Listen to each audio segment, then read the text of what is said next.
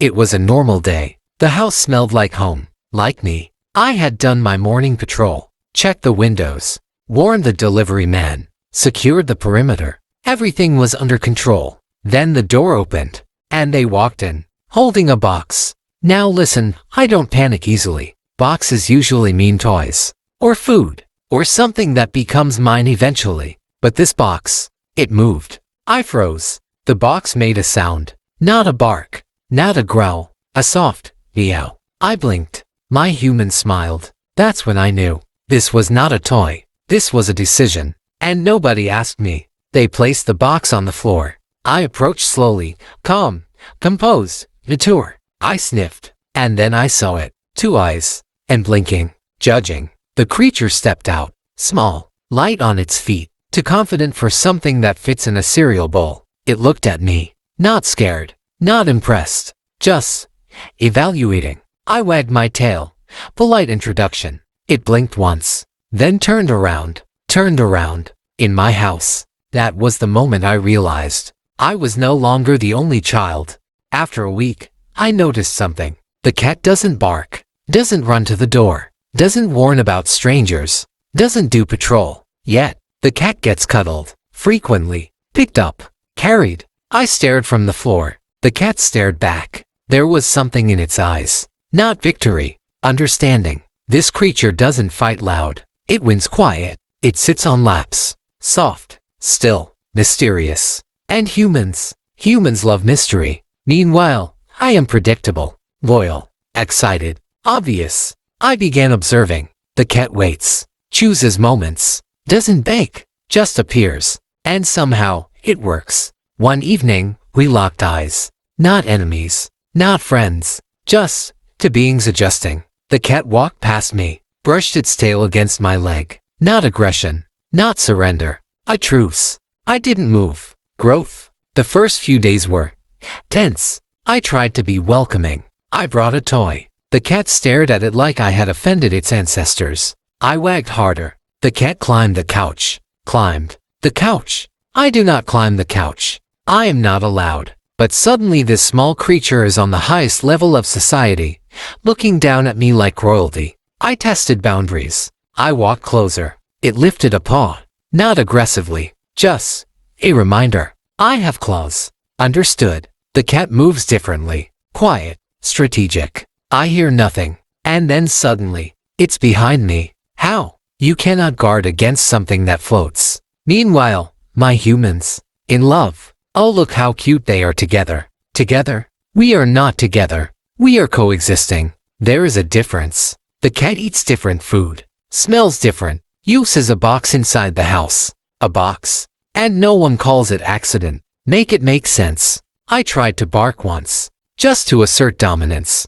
The cat yawned. Yawned. I have never felt smaller. It's been a few months now. And if I'm being honest, the house feels different. Not worse. Just layered. It used to be simple. One energy. One rhythm. One shadow following the humans everywhere. Mine. Now, there are 2 shadows. The cat still climbs places I cannot. Top of the fridge. Back of the couch. Window ledges like some kind of tiny security gargoyle. I used to stare up there, confused. Now I just nod. That's her department. High ground surveillance. Meanwhile, I handle ground patrol. Mailman, I got it. Strange noise outside. On it. Suspicious plastic bag floating down the street. Neutralized. We have different skill sets. And somewhere along the way, I stopped trying to compete. Because here's the truth nobody tells you. You don't lose your place when someone new comes in. You just learn where you stand. There was a moment I'll never forget. It was late. The humans were watching TV. The cat was curled up on one lap.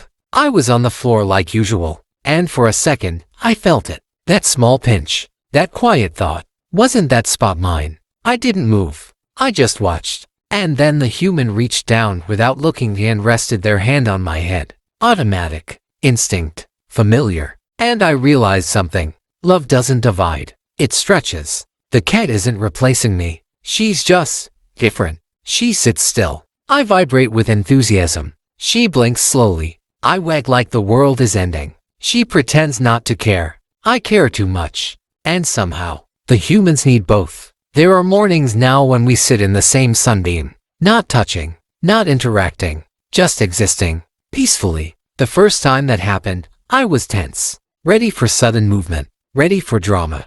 But none came. She groomed her paw. I rested my head down. And the sunlight didn't choose sides. It just warmed both of us. That's when I understood. This isn't a rivalry. It's an ecosystem. She handles the quiet hours, the slow evenings, the mysterious stares into nothing. I handle the excitement, the door greetings, the emotional support during thunderstorms. We've even developed signals. If she flicks her tail twice, that means too close. Understood. If I sigh loudly and turn away, that means I'm choosing peace, growth. Sometimes at night, she runs through the house like a tiny possessed tornado. Old me would have barked. New me? I lift my head, assess the situation, and go back to sleep. Because I know she's not chaos, she's just different energy. And here's something I'll never admit to her face. I've started looking for her. If she's too quiet, if she's not on her usual shelf, if I don't hear that faint collar bell, I notice. I pretend I don't, but I do. Because somewhere between the staring contests and the silent negotiations, she became part of the house. And when something becomes part of the house, it becomes part of me. Do I trust her fully? Absolutely not. Let's not be dramatic. But do I respect her? Yes, she's brave in ways I'm not. She jumps without hesitation, balances where I wouldn't dare, walks into rooms like she owns them. And honestly, I admire that. We still don't cuddle. Let's relax. But sometimes, when the humans are gone, we sit in the same room. No audience, no performance, just quiet. And in that quiet, there's something almost comfortable. We're not best friends. We're not enemies. We're roommates, allies, two very different creatures learning the same house. And maybe that's what family really is. Not identical personalities, not constant affection, but choosing not to fight for the same space, choosing to share it. The house smells like both of us now. Different fur, different food, different footsteps, but one home. I still get excited when the door opens. She still pretends she doesn't care, but when the humans laugh, we both look up at the same time. And that's when I know. We're not competing, we're connected. In a strange way, in a quiet way, in a way that doesn't need to be loud to be real. Living with a cat isn't about winning, it's about balance. It's about understanding that love isn't a limited resource. It multiplies, and maybe, just maybe, I'm glad she came in that box. Don't tell her I said that. I'm Biscuit. Don't forget to subscribe.